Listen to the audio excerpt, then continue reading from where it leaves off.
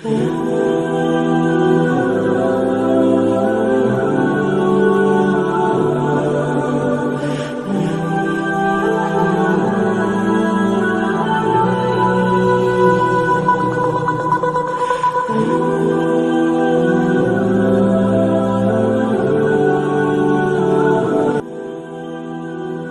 যদি নিজেকে ভালোবাসেন, আপনি যদি নিজেকে ভালোবাসতে শিখে যান, তাহলে দেখবেন যে আশেপাশের সব কিছুই আপনার ভালো লাগবে।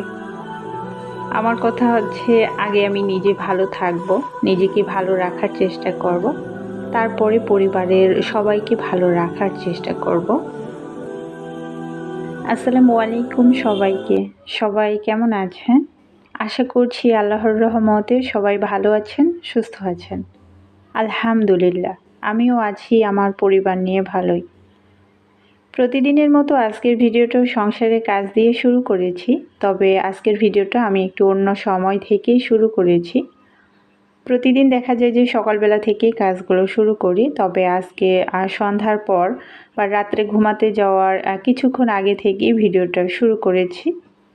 পুরোটা সময় জুড়ে আমার সাথেই থাকেন। আশা করছি আমার আজকের এই ভিডিওটি আপনাদের কাছে ভালো লাগবে।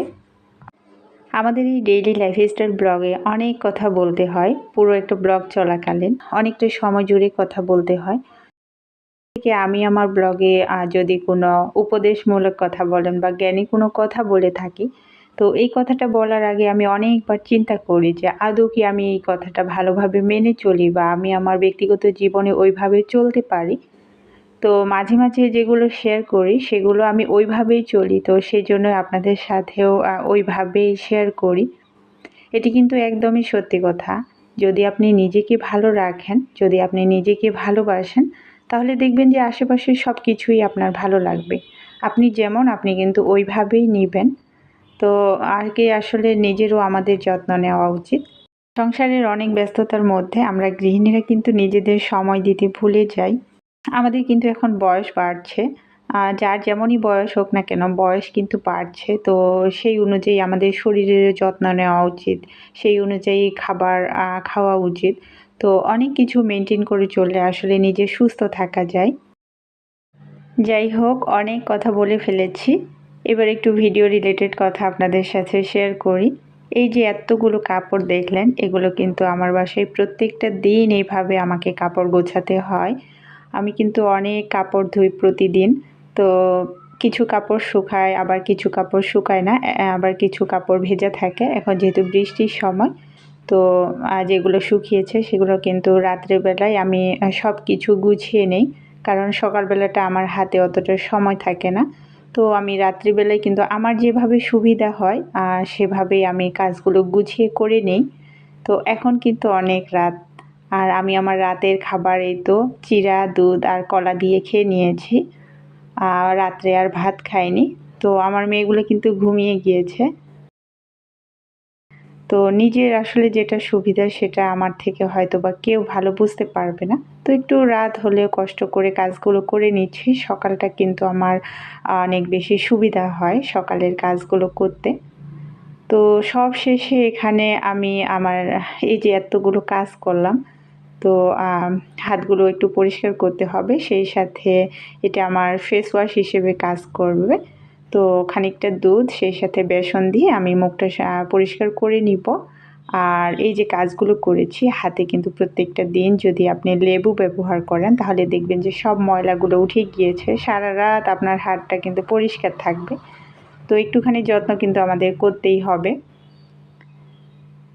আর আমি প্রত্যেকটা দিন এভাবেই করে থাকি। জানি না কতটুকু ভিডিওর মধ্যে শেয়ার করতে পারছি। বাচ্চাদের মধ্যে আপনি যদি ছোটোবেলা থেকে সঞ্চয়ী মনোভাব গড়ে তুলতে পারেন, তাহলে একজন মা হিসেবে আপনি নিঃসন্দেহে বলতে পারেন যে আপনি একটা গুরুত্বপূর্ণ কাজ শেষ করেছেন। তো এই বিষয়টা আসলে অনেক বেশি ভালো, সঞ্চয়ী এই মনোভাব নিয়ে গড়ে ওঠা। তো ২ মেয়ের জন্য ২টা মাটির ব্যাংক নিয়েছি। আর ব্যাংকগুলোর দাম কিন্তু ২০ টাকা করে নিয়েছে।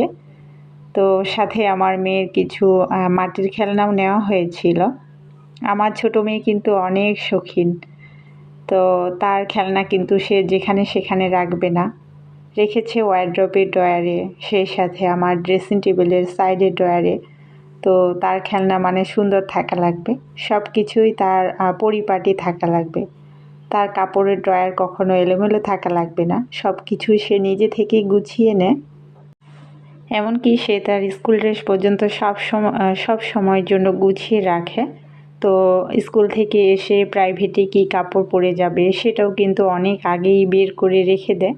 আমাকে আসলে তেমন কিছুই করতে হয় না ওর জন্য, শুধু এটুকুই করি যে ওকে নিয়ে যাতায়াত করতে হয় আমার 4 বার, এমনকি 6 বারও হয়ে যায়।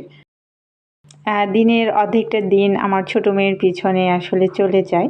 তো এই যে যাতায়াতের সময়টুকু শুধু ওকে আমি দেই, আর বাকিটুকু ও একা একাই সব কিছুই করে।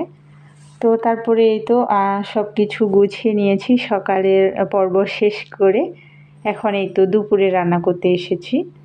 আর দুপুরে রান্নার আগে আমি সব কিছু গুছিয়ে নিয়েছি। স্কুল থেকে আসার সময় কিছু ট্যাংরা মাছ নিয়ে এসেছিলাম, সেগুলো ধুয়ে নিয়েছি, টাটকা টাটকা রান্না করব। আর পাটায় ধুয়ে নিয়েছি, তো পাটাটা যেহেতু বের করেছি তো ভাবলাম যে আজকে সব কিছু পাটায় বেটে রান্না করব। তো সেজন্য এই যে সব কিছু আদা রসুন আমি বেটে নিব, তারপরে কাঁচামরিচ পেঁয়াজ এগুলোকেও বেটে নিব। তো এভাবে টাটকা টাটকা রান্না করলে কিন্তু খেতে অসম্ভব ভালো লাগে, আর সেই সাথে মাছগুলোও টাটকা ছিল। আমি কিন্তু এখন আর ওইভাবে তেমন কোনো ভিডিও দেই না। তো অনেক দিন পর ভিডিও শেয়ার করছি, জানি না আমার ভিডিওটা কতজন দেখছেন আপনারা। তো এখনও পর্যন্ত আমার ভিডিওটি যারাই কন্টিনিউ করেছেন আপনাদেরকে অসংখ্য ধন্যবাদ জানাই। তো ভিডিওটি যদি ভালো লেগে থাকে তাহলে একটা লাইক দিয়ে ভিডিওটা কন্টিনিউ করবেন। ইদানিং দেখি যে অনেক আপুরা টাকা জমিয়ে জমিয়ে সংসারের জন্য অনেক কিছু করেছে। তো এই টপিকের উপরে অনেক আপুরাই ভিডিও আপলোড করে। তো ভালোই লাগে যে আসলে আমাদের গৃহিণীদের কাজের পাশাপাশি আসলে আমাদের গৃহিণীদের অনেক ধৈর্য, সেই সাথে অনেক বুদ্ধি। তো এগুলো দেখলে আসলে ভালো লাগে। আপুরা কত কিছু করেছে এগুলো শুনতেও ভালো লাগে, দেখতেও ভালো লাগে। তো যখন আমি নিজেকে চিন্তা করি যে আসলে আমি কি করেছি, তখন কিন্তু আমি নিজেই নিজেকে বাহবা দিই যে আসলে আমিও অনেক কিছু করেছি আমি আমার এই সংসারের জন্য। আমার সংসারে টুকিটাকি যা ছোটোখাটো আসবাবপত্র দেখছেন এগুলো কিন্তু সব আমি নিজের টাকা জমিয়ে জমিয়ে করেছি। তো কখনো ওইভাবে আসলে চিন্তা করি নাই যে আসলে আমি কি করেছি। যখন আপুদের ভিডিওগুলো দেখি তখন নিজেকে চিন্তা করলে তখন বুঝতে পারি যে না, আমিও কিন্তু অনেক কিছু করেছি। তো যাই হোক, আমার সংসারে শুধু ফ্রিজটা আমার হাজব্যান্ড টাকা দিয়ে কিনে দিয়েছিল, আর বাকি যা কিছু টুকটাক যাই থাকুক না কেন সব কিছু আমি নিজে বুদ্ধি করে টাকা জমিয়ে জমিয়ে করেছি। এমনকি এখনও টুকটাক যদি আমার সংসারে কোনো কিছু আমি কিনি, এক্সট্রা করে ওইভাবে আমি কিন্তু কখনো টাকা নেই না। আমার সংসার খরচে যা টাকা দেয় তা থেকেই জমিয়ে জমিয়ে আমি কিন্তু আমার প্রয়োজনীয় বা ভালো লাগার জিনিসটা কিনে নিই। তবে সংসারের জন্য ওইভাবে যে কোনো বড় আসবাবপত্র কিনবো ওইভাবে কিন্তু তেমন কোনো কেনা পড়েনি। শুধু চলছে, জীবন চলার প্রয়োজনে যতটুকু প্রয়োজন ততটুকুই আছে। তো তারপরে এই তো দুপুরবেলা, কখনো ছাদে সারাদিনে কোন সময় আসি এটা বলতে পারবো না, তবে দুপুরে আসতেই হবে। ওই যে অনেক কাপড় থাকে, কাপড়গুলো মেলতে আসি। তো ছাদে আসলে ছাদের যে একটা আবহাওয়া সেটা কিন্তু অনেক বেশি ভালো লাগে। উপজেলা পর্যায়ে থাকি, না শহর না গ্রাম, দুইয়ের মাঝখানে। তো এই আসলে এইসব এলাকাগুলো আমার কাছে খুবই ভালো লাগে। আপনি শহরের সুবিধাটাও পাচ্ছেন, সেই সাথে গ্রামের যে একটা শান্তি সেটাও পাচ্ছেন। তো এই তো এখানে এখন জোহরের নামাজ আদায় করে নিব, তারপরে দুপুরের খাওয়া দাওয়া খাবো। তো আর ভিডিওটা বড় করতে চাচ্ছি না। সবাই ভালো থাকবেন, সুস্থ থাকবেন এবং নিরাপদে থাকবেন। আল্লাহ হাফিজ। আসসালামু আলাইকুম।